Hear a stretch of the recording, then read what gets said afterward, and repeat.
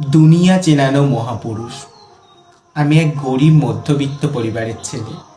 হ্যাঁ, ঠিকই শুনেছেন, আমি একজন গরিব মধ্যবিত্ত পরিবারের ছেলে। তবে বিশ্বাস করুন, তা নিয়ে কোনো কিছুর প্রতি কোনো আমার ক্ষোভ বা কোনো লজ্জা এতটুকু নেই। বরং গর্বের সাথে সেটা আমি অনুভব করি। কেন জানেন?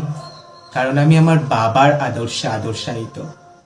তবে মিথ্যে কথা বলবো না, তখন আমি বেশ ছোট, অতটা বোঝার ক্ষমতা ছিল না।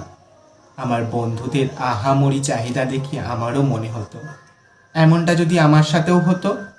আমার বাবাও যদি একটি মোটরসাইকেল আমার জন্য কিনে দিত, আমি ওদের মতো ঘুরে বেড়াতাম। সব বন্ধুদের নিয়ে ঘুরে বেড়ানো, আড্ডা দেওয়া, আরও কত কিছু। আর আমি ফ্যাল ফ্যাল করে তাকিয়ে দেখতাম।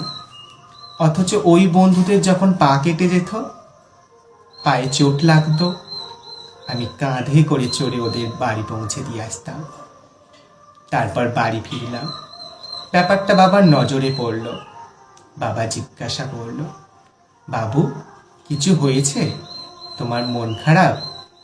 আমি বাবাকে পুরো ব্যাপারটা বললাম।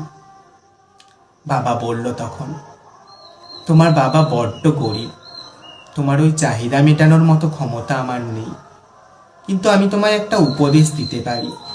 তা হলো, তুমি যা তুমি তাই। তুমি একজন গরিব বাবার ছেলে।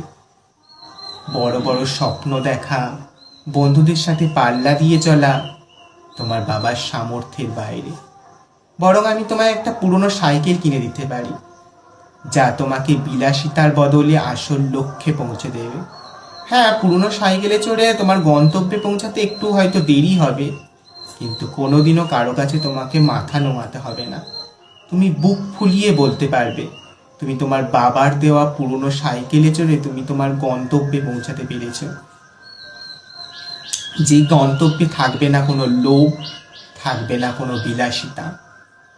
তাই গর্বের সাথে আজ বলি, আমি আমার বাবার একজন আদর্শবান পুরুষ,